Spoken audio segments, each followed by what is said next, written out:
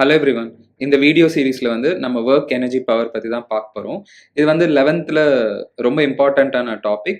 நீட்டுக்கும் ஐஐடிக்கும் ரொம்ப high வெயிட்டேஜான topic இது மெக்கானிக்ஸ்லயும் core topic இது. மெக்கானிக்ஸ் நீங்க ஸ்ட்ராங்கா இருக்கணும்னா இந்த டாபிக் நல்லா பண்ணணும். ஸோ அந்த மாதிரி டாபிக் தான் ஒர்க் எனர்ஜி பவர். இந்த வீடியோல நம்ம எஸ்பெஷலி ஒர்க் தான் மெயினா நம்ம பார்க்க போறோம். ஒர்க்னா என்ன, ஒர்க்கோட யூனிட்ஸ் என்ன, ஒர்க் எப்படி கால்குலேட் பண்ணுவாங்க, எப்படி மெஷர் பண்ணுவாங்க, அதுதான் நம்ம இந்த வீடியோல மெயினா பார்க்க போறோம். ஒர்க்லயே 2 ஒர்க் இருக்கு. ஒன்னு work done by a constant force. கான்ஸ்டன்ட்னா ஃபோர்ஸ் மாறக்கூடாது, ஒரே வேல்யூ தான் இருக்கணும். அதுதான் கான்ஸ்டன்ட் ஃபோர்ஸ் அப்படின்னு சொல்லுவாங்க. நம்ம நெக்ஸ்ட் வீடியோல வேரியபிள் ஃபோர்ஸ் எப்படி ஒர்க் பண்ணுவாங்க அது நம்ம பார்க்கலாம். இந்த வீடியோல கான்ஸ்டன்ட் ஃபோர்ஸ் எப்படி ஒர்க் பண்ணும், எவ்வளோ பண்ணும், அதுதான் நம்ம பார்க்க போறோம். ஸோ ஃபோர்ஸ் பேசிக்கலி மாறக்கூடாது. அந்த மாதிரி ஃபோர்ஸ் எவ்வளோ ஒர்க் பண்ணும். ஒர்க்னா என்ன அப்படின்னு பார்த்தீங்கன்னா என்ன சொல்ல வராங்கன்னா ஃபிசிக்ஸ்ல லெட்ஸ் இது ஒரு ஃப்ளோர்னு வச்சுக்கலாம். இது ஒரு ஆப்ஜெக்ட். இந்த ஆப்ஜெக்டை நீங்க ஒரு ஃபோர்ஸ் அப்ளை பண்ணி, ஸோ இதான் ஃபோர்ஸ் அப்ளை பண்ணி நீங்க அந்த ஆப்ஜெக்டை மூவ் பண்ணணும். இது டிஸ்பிளேஸ் அப்படின்னு கூட சொல்லுவாங்க. டிஸ்பிளேஸ்மெண்ட், டிஸ்டன்ஸ் அப்படின்னு சொல்லிக்கலாம். எனிவே இங்கே டைரக்ஷன் இன்வால்வ் ஆகும், அதனால டிஸ்பிளேஸ்மெண்ட் அப்படின்னு சொல்லுவாங்க. டிஸ்பிளேஸ்மெண்ட்க்கு டைரக்ஷன் இருக்கும், அது வெக்டர் குவான்டிட்டி. ஃபோர்ஸ் அப்ளை பண்ணி டிஸ்பிளேஸ் பண்ணுறாங்க. இந்த ஆப்ஜெக்டை இங்கேருந்து இங்கே மூவ் பண்ணுறாங்க. அப்படி பண்ணாங்கன்னா கண்டிப்பாக ஒர்க் இருக்கும். ஸோ இந்த ஃபோர்ஸ் ஒர்க் பண்ணியிருக்கோம். பேசிக்கலி ஒர்க் பண்ணணும்னா ஒரு ஆப்ஜெக்ட் மேலே ஃபோர்ஸ் அப்ளை பண்ணி நீங்கள் அதை மூவ் பண்ணணும். ஸோ மூவும் பண்ணும். ஜஸ்ட் ஃபோர்ஸ் மட்டும் அப்ளை பண்ணி மூவ் ஆகாமல் இருந்துச்சுன்னு வச்சுக்கலாம், அப்போ ஒர்க் இருக்காது. மூவ் ஆகணும். மூவ் ஆனால் தான் ஒர்க் இருக்கும். இந்த ஃபோர்ஸ் யார் அப்ளை பண்ணுவாங்கன்னா ஆப்வியஸ் நீங்கள் தான். ஸோ நீங்கள் வெளியில இருந்து அந்த பிளாக்கை புஷ் பண்ணுவீங்க, நீங்கள் தான் அந்த ஃபோர்ஸ் அப்ளை பண்ணுவீங்க. ஆப்வியஸ்லி நீங்கள் தான் அந்த ஒர்க் பண்ணுவீங்க. பட் எனிவே உங்களை பிக்சரில் காமிக்காம இந்த ஃபோர்ஸ் வச்சு நம்ம பேசுவோம். ஸோ பேசிக்கலி ஃபோர்ஸ் எவ்வளோ ஒர்க் பண்ணும் அதுதான் நம்ம பார்க்க போகிறோம். ஸோ இந்த ஒர்க்கை மெஷர் பண்ணுறதுக்கு ஒரு ஃபார்முலா இருக்குது, என்னன்னு நம்ம பார்க்கலாம். Work done by a force F is measured as product of displacement and force component along the displacement. Work done by a force F is measured as product. Product என்ன multiplication சொல்லுவாங்க. Multiplication of displacement.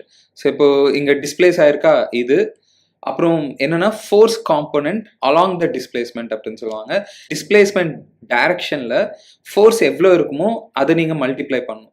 So work சிம்பிளா இப்படி measure பண்ணலாம். எப்படி measure பண்ணலாம்னா multiplication of displacement and force component along displacement அப்படின்னு சொல்லுவாங்க. So ஒரு ஆப்ஜெக்ட் இருக்கு, அந்த ஆப்ஜெக்ட் மேல ஃபோர்ஸ் இப்படி அப்ளை பண்றாங்க. ஸோ இது கிரவுண்ட், இது கிரவுண்ட். ஸோ ஒரு ஆப்ஜெக்ட் மேல ஃபோர்ஸ் இப்படி அப்ளை பண்ணாங்க. பட் ஆப்ஜெக்ட் இப்படி மூவ் ஆகுது, இந்த டைரக்ஷன்ல மூவ் ஆகுது. ஆப்ஜெக்ட் ஹாரிசான்டலா மூவ் ஆகுது, ஃப்ளோர் மேல மூவ் ஆகுது. எவ்வளோ மூவ் ஆகுது அப்படின்னு பார்த்தீங்கன்னா இதுதான் டிஸ்பிளேஸ்மெண்ட் அப்படின்னு சொல்லுவாங்க. ஃபோர்ஸ் இப்படி அப்ளை பண்றோம், பட் ஆப்ஜெக்ட் இப்படி மூவ் ஆகுது. இப்போ ஃபோர்ஸ்க்கும் டிஸ்பிளேஸ்மெண்ட்க்கும் நடுவில் ஆங்கிள் தீட்டா இருக்கு அப்படின்னு வச்சுக்கலாம். ஸோ இப்போ இங்க ஒர்க் எவ்வளோ பண்ணியிருக்கோம். ஸோ இந்த ஃபோர்ஸ் இந்த ஆப்ஜெக்டை இங்கிருந்து இங்க மூவ் பண்ணுது. எவ்வளோ ஒர்க் இருக்கும் அப்படின்னு பார்த்தீங்கன்னா என்ன சொல்றாங்க, ப்ராடக்டான multiplication of displacement x into force component along the displacement. இதுதான் இம்பார்ட்டன்டான பாயிண்ட். இது காம்போனன்ட்ஸ்ன்னு சொல்லுவாங்க. இது நம்ம வெக்டர்ஸ்லையும் நம்ம பார்த்துருப்போம். உங்களுக்கு காம்போனன்ட் ரெசல்யூஷன் தெரியலன்னா நீங்க வெக்டர்ஸ் டாபிக்ல பாருங்க. பட் இது தெரிஞ்சுக்கங்க, இது மட்டும் போதும். ஸோ இது ஞாபகம் வச்சுங்க, ஃபோர்ஸ் இப்படி இருக்கா. ஸோ இதோட காம்போனன்ட் அலாங் டிஸ்பிளேஸ்மெண்ட் என்ன இருக்கும் அப்படின்னு பார்த்தீங்கன்னா ஒரு வெக்டர் இப்படி இருக்கு, இது ஆங்கிள் தீட்டா. காம்போனன்ட்னா ஒன்றும் இல்லை, இந்த ஃபோர்ஸை நீங்க ரெண்டா பிரிச்சுக்கலாம். எக்ஸ் டைரக்ஷன்ல பிரிக்கலாம், இது y டைரக்ஷன் சொல்லுவாங்க. y டைரக்ஷன்ல நீங்க பிரிக்கலாம். ஸோ இந்த ஃபோர்ஸ் எக்ஸ் டைரக்ஷன் ஆர் ஆங்கிள்க்கு அட்ஜசன்ட் என்ன இருக்குன்னா எஃப் காஸ் தீட்டா இருக்கும். ஆங்கிள்க்கு அட்ஜசன்ட் காஸ் தீட்டா.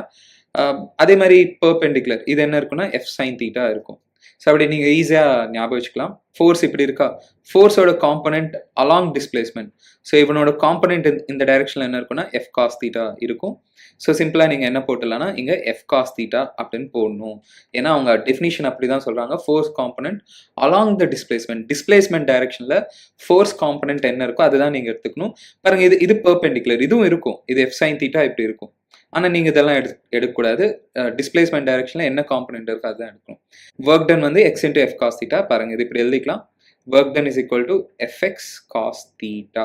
எஃப்னா எவ்வளோ ஃபோர்ஸ் அப்ளை பண்ணுறோம், எக்ஸ்னா எவ்வளோ டிஸ்பிளேஸ் ஆகுது, எவ்வளோ மூவ் ஆகுது. தீட்டான்னா என்னன்னு பாருங்க. ஃபோர்ஸ் இப்படி இருக்கா, ஃபோர்ஸ்க்கும் டிஸ்பிளேஸ்மெண்ட் இப்படி இருக்கா, ரெண்டுத்துக்கும் நடுவில் ஆங்கிள். ஸோ தீட்டா வந்து angle between force and displacement அப்படின்னு சொல்லுவாங்க. ஃபோர்ஸ்க்கும் டிஸ்பிளேஸ்மெண்ட்க்கும் நடுவில் இருக்கிற ஆங்கிள். இப்போ இதோட யூனிட்ஸ் என்ன? ஒர்க்குக்கு யூனிட்ஸ் ஆக்சுவலி 2 யூனிட்ஸ் மெயினாக பார்ப்போம். மெயினாக அதிகமாக பார்க்குறது வந்து நம்ம எஸ்ஐ யூனிட்ஸ் தான்.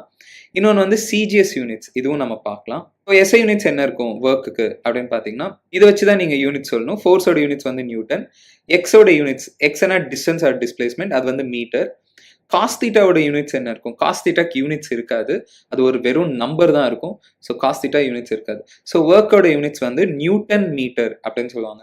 ஃபோர்ஸ்க்கு யூனிட்ஸ் நியூட்டன், எக்ஸ்க்கு யூனிட்ஸ் வந்து மீட்டர். ஸோ நியூட்டன் மீட்டர்னு சொல்லுவாங்க. மிக்ஸ் பண்ண என்னன்னு சொல்லுவாங்கன்னா ஜூல் அப்படின்னு சொல்லுவாங்க, 1 ஜூல் அப்படின்னு சொல்லுவாங்க. ஸோ இது வந்து ஒர்க்கோட யூனிட்ஸ். நீங்கள் கவனிச்சிருந்தா எனர்ஜிக்கும் இந்த யூனிட்ஸ் தான் யூஸ் பண்ணுவாங்க. ஸோ ஒர்க் வந்து நியூட்டன் மீட்டர், அது வந்து ஜூல்ஸ் அப்படின்னு நம்ம சொல்லிக்கலாம். இதே சிஜிஎஸ் யூனிட் என்ன இருக்கும் அப்படின்னு பார்த்தீங்கன்னா, நியூட்டனுக்கு பதிலாக என்ன போடலாம்னா டைன். ஏன்னா ஃபோர்ஸோட சிஜிஎஸ் யூனிட் வந்து டைன்னு சொல்லுவோம். டிஸ்டன்ஸோட சிஜிஎஸ் யூனிட் வந்து சென்டிமீட்டர். ஸோ டைன் சென்டிமீட்டர் அப்படின்னு சொல்லுவோம். காஸ் தீட்டாக்கு யூனிட்ஸ் இருக்காது. ஸோ டைன் சென்டிமீட்டர் இது சேர்த்தா என்னன்னு கூப்பிடுவாங்கன்னா எர்க் அப்படின்னு சொல்லுவாங்க. ஸோ ஒர்க்கோட சிஜிஎஸ் யூனிட் வந்து எர்க் அப்படின்னு சொல்லுவாங்க. ஸோ இது ரெண்டுமே இம்பார்ட்டன்ட் தான். இப்போ ஜூலுக்கும் எர்க்குக்கும் என்ன ரிலேஷன்? 2 பேருக்கும் ஒரு ரிலேஷன் இருக்கு, அதுவும் கேட்பாங்க. அதுவும் இம்பார்ட்டன்ட் தான். அது ஈஸி தான், நீங்க ஈஸியாகவே டிரைவ் பண்ணலாம். So 1 joule is equal to எவ்வளோ எர்க் அப்படின்னு கேட்பாங்க. So 1 joule is equal to நம்மளுக்கு என்ன தெரியும்? நியூட்டன் மீட்டர் அப்படின்னு தெரியும். ஆனால் 1 நியூட்டன்னா எவ்வளோ அப்படின்னு பார்த்தீங்கன்னா 10⁵ டைன் அப்படின்னு சொல்லுவாங்க. இது நீங்க ஞாபகம் வச்சுக்கணும்.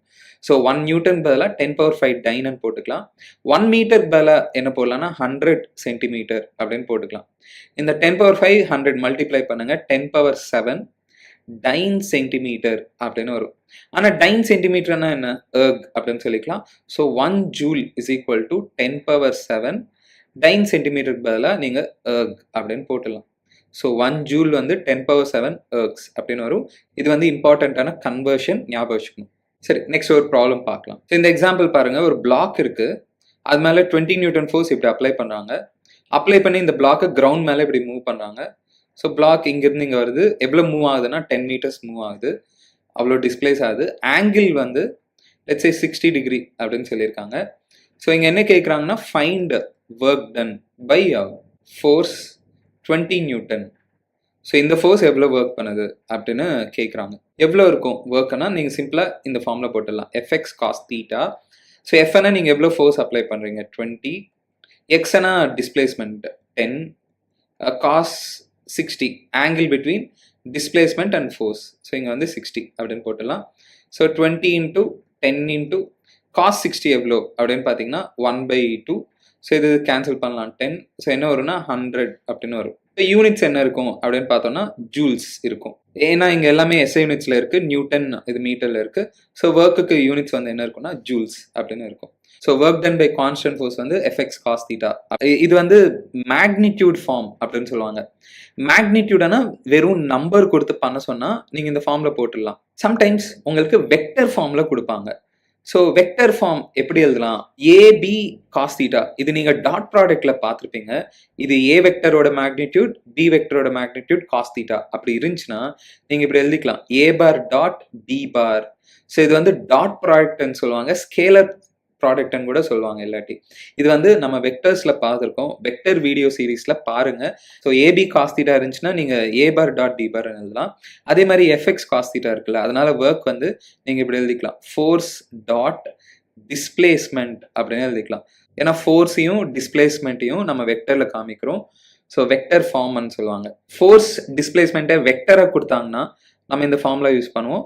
ஃபோர்ஸ் டிஸ்பிளேஸ்மெண்ட் மேக்னிடியூடாக கொடுத்தாங்கன்னா நம்ம இந்த ஃபார்முலா யூஸ் பண்ணுவோம்.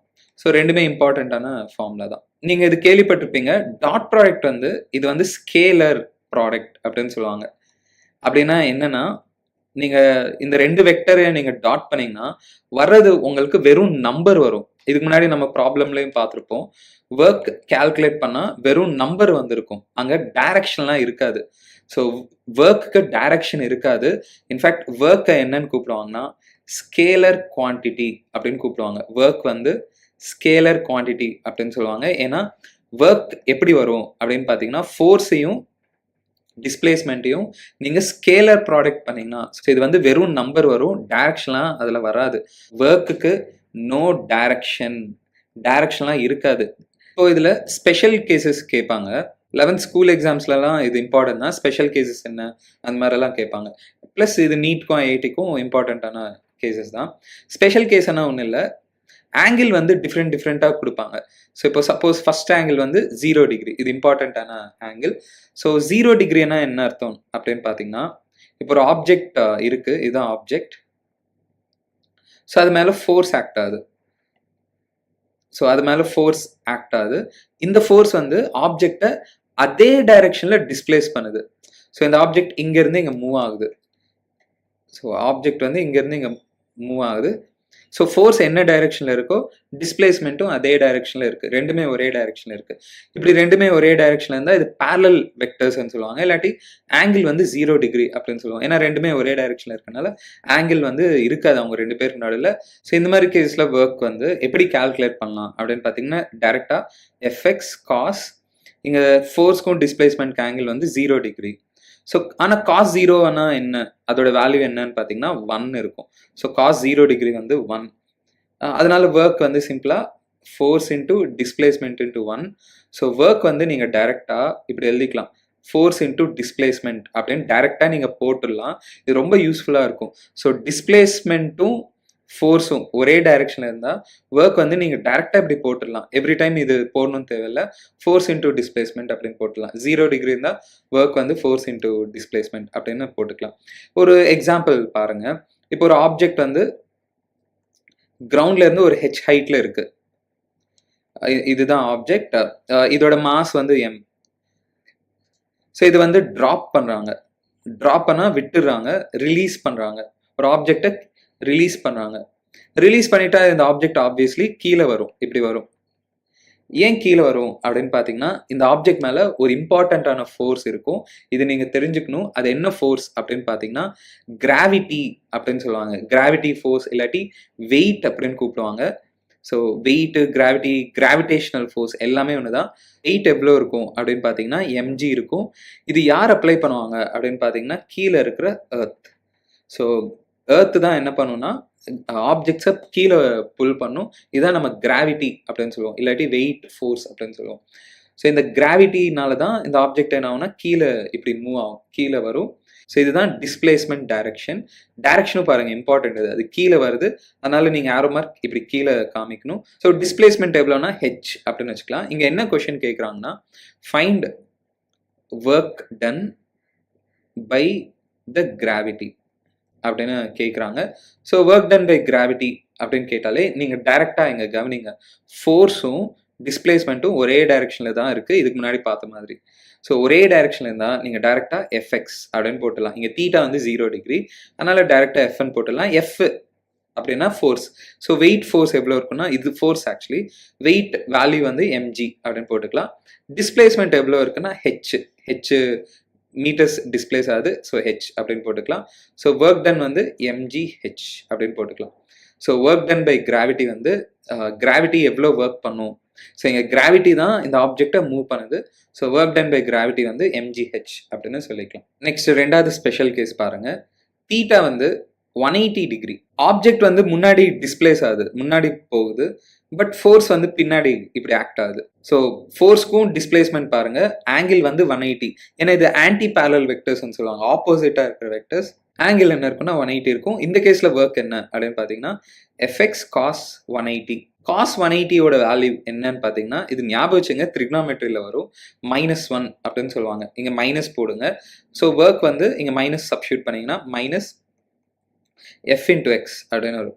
ஸோ ஒர்க் வந்து மைனஸ் எஃப்எக்ஸ் அப்படின்னு வரும். ஒரு எக்ஸாம்பிள் பார்க்கலாம். இது வந்து கிரவுண்ட், ஒரு ஆப்ஜெக்ட் வந்து மேலே போடுறாங்க, இப்படி த்ரோ பண்ணுறாங்க, ஒரு ஸ்பீடு கொடுத்து த்ரோ பண்ணுறாங்க, அது மேலே போகுது. ஸோ லெட்ஸ் அந்த ஆப்ஜெக்ட் வந்து ஒரு h மீட்டர்ஸ் டிஸ்பிளேஸ் ஆகுது. ஸோ இங்கே ஒர்க் டன் பை கிராவிட்டி என்ன அப்படின்னு கேட்டாங்கன்னா, கிராவிட்டி எப்படி இருக்குமோ பாருங்க. கிராவிட்டி வந்து எப்படி இருக்குன்னா ஆப்போசிட்டா இருக்கும் பாருங்க. வெயிட் ஆர் கிராவிட்டி வந்து டவுன்வர்டு இருக்கும். ஏன்னா எப்போதுமே எர்த் கீழே தான் இருக்கும், எர்த் எப்போதுமே கீழே புல் பண்ணும். ஸோ வெயிட் எப்போதுமே கீழே இருக்கும், ஆனால் ஆப்ஜெக்ட் மேலே போகுது. ஸோ டைரக்ஷன் பாருங்க, அது என்ன டைரக்ஷன் மூவ் ஆகுதோ அதுதான் டிஸ்பிளேஸ்மெண்ட் டைரக்ஷன் சொல்லுவாங்க. ஸோ டிஸ்பிளேஸ்மெண்ட் மேலே இருக்கு, ஃபோர்ஸ் ஆப்போசிட்டாக இருக்கு. அதனால ஒர்க் வந்து நீங்கள் டேரெக்டாக மைனஸ் எஃப்எக்ஸ் அப்படின்னு போட்டுக்கலாம். ஸோ மைனஸ் எஃப்னா என்ன போட்டுக்கலாம், இங்கே வெயிட் பண்ணுற ஒர்க் தான் கேட்குறாங்க, கிராவிட்டி பண்ணுற ஒர்க். ஸோ எஃப் பதிலாக எம்ஜி, எக்ஸுக்கு பதிலாக ஹெச் அப்படின்னு போட்டுக்கலாம். ஸோ ஒர்க் வந்து மைனஸ் எம்ஜிஹெச் அப்படின்னு வரும். மூணாவது கேஸ், லாஸ்ட் கேஸ், தீட்டா வந்து 90 டிகிரி. ஸோ தீட்டா 90 டிகிரி அப்படின்னா என்னன்னா, ஆப்ஜெக்ட் வந்து லெட்ஸே இப்படி டிஸ்பிளேஸ் ஆகுது, பட் ஃபோர்ஸ் வந்து அதுக்கு 90 டிகிரியில் இருக்கணும், பெர்பெண்டிகுலர் அப்படின்னு கூட சொல்லுவாங்க. ஸோ இந்த கேஸில் ஒர்க் என்ன அப்படின்னு கேட்பாங்க, 90 டிகிரி. ஸோ இந்த ஃபோர்ஸ் எவ்வளோ ஒர்க் பண்ணியிருக்கலாம், இந்த ஆப்ஜெக்ட் வந்து இப்படி மூவ் ஆகுது, பட் ஃபோர்ஸ் இப்படி ஆக்ட் ஆகுது, எவ்வளோ ஒர்க் அப்படின்னு கேட்டாங்கன்னா இது ரொம்ப இம்பார்ட்டண்ட்டான கேஸ். என்ன வருமோ பாருங்க, எஃப்எக்ஸ் காஸ் 90, காஸ் 90 வந்து 0 அப்படின்னு இருக்கும். ஸோ இது 0 ஆகிறனால மல்டிப்ளிகேஷனில் எல்லாம் மல்டிப்ளை பண்ண என்ன ஆகும், ஒர்க் வந்து 0 ஆகும். இதுக்கு best example, work done by centripetal force. Centripetal force வந்து இது சர்க்குலர் மோஷனில் வரும். நீங்கள் சர்க்குலர் மோஷன் சுத்தமாக பார்க்கலன்னா, நான் சர்க்குலர் மோஷன் மேலே சீரீஸ் பண்ணியிருக்கேன், அது ஒரு வாட்டி பாருங்கள், லைட்டாக தெரிஞ்சால் போதும். இதில் ரொம்ப டெப்த்தாக தெரியணும் தேவையில்லை. Work done by centripetal force is always என்னன்னு சொல்லுவாங்கன்னா 0 அப்படின்னு சொல்லுவாங்க. சென்ட்ரிபெட்டல் ஃபோர்ஸ் பண்ணுற ஒர்க் எப்போதுமே 0 தான். என்ன ரீசன் அப்படின்னு பார்த்தீங்கன்னா, சென்ட்ரிபெட்டல் ஃபோர்ஸ் எப்போ இருக்கும், ஒரு ஆப்ஜெக்ட், இதுதான் ஆப்ஜெக்ட்னு வச்சுக்கோங்க, சர்க்கிளில் போயிட்டே இருக்குன்னு வச்சுக்கலாம். அப்போ சென்ட்ரிபெட்டல் ஃபோர்ஸ் எப்படி இருக்கும் அப்படின்னு பார்த்தீங்கன்னா, பாருங்கள், அலாங் ரேடியஸ்ன்னு சொல்லுவாங்க. உங்களுக்கு தெரியும், சர்க்கிளில் இந்த இடத்துல இது ரேடியஸ்ன்னு சொல்லுவோம். சென்ட்ரிபெட்டல் ஃபோர்ஸ் எப்போதுமே along the radius towards the centre, இது சென்டர்னு சொல்லுவோம், சென்டரை நோக்கி தான் இருக்கும் சென்ட்ரிபெட்டல் ஃபோர்ஸ் எப்போதுமே. இந்த ஆப்ஜெக்ட் மேலே ஆக்டர் ஃபோர்ஸ் எப்போதுமே இப்படி இருக்கும். ஆனால் இந்த ஆப்ஜெக்ட் எப்படி மூவ் ஆகும் அப்படின்னு பார்த்தீங்கன்னா, டேஞ்சென்ட்டாக மூவ் ஆகும். எப்போதுமே இந்த டைரக்ஷனில் தான் அதோட மூவ்மெண்ட் இருக்கும். ஸோ இப்படி டேஞ்சென்ட் டைரக்ஷனில் மூவ் ஆகிறதுக்கு இருக்கும். ஸோ மூவ் ஆகும், இந்த டைரக்ஷனில் மூவ் ஆகும். இல்லாட்டி சிம்பிளாக இதுதான் டிஸ்பிளேஸ்மெண்ட் அப்படின்னு சொல்லுவோம். ஆங்கிள் கவனிங்களேன், எவ்வளோ இருக்குங்க, 90 டிகிரி. ஸோ டிஸ்பிளேஸ்மெண்ட் டைரக்ஷனுக்கும் ஃபோர்ஸ்க்கும் எப்போதுமே ஆங்கிள் வந்து 90 டிகிரி இருக்கும். அதனால work done by centripetal force is always 0 அப்படின்னு சொல்லுவோம். நீங்கள் இங்கேயும் பார்க்கலாம், ஏதாவது இன்னொரு இடம், இப்போ ஆப்ஜெக்ட் இப்படி மூவ் ஆகிட்டு இப்படி வருது, இங்கேயும் பாருங்கள். ஸோ ஆப்ஜெக்ட் எப்போதுமே டேஞ்சென்ஷியலாக தான் மூவ் ஆகும். ஆப்ஜெக்ட் ஓட டைரக்ஷன் டேஞ்சென்ஷியல் டைரக்ஷனில் இருக்கும், இது மூவ்மெண்ட் இப்படி இருக்கும். ஆனால் ஃபோர்ஸ், சென்ட்ரிபெட்டல் ஃபோர்ஸ் இந்த இடத்துல பாருங்கள், ரேடியஸ் இதுதான் ரேடியஸ். ஸோ இது ரேடியஸ், சென்ட்ரிபெட்டல் ஃபோர்ஸ் இப்படி இருக்கும். ஸோ சென்டரை நோக்கி இருக்கும். ஸோ கவனிச்சிங்கன்னா சென்ட்ரிபெட்டல் ஃபோர்ஸும் மூவ்மெண்ட்டும் 90 டிகிரியில் இருக்குது. எந்த இடத்துல பார்த்தாலும் அதுதான். அதனால என்ன ஆகும், ஒர்க் டன் வந்து 0 இருக்கும். So work done by centripetal force வந்து இஸ் ஆல்வேஸ் 0 இருக்கும்.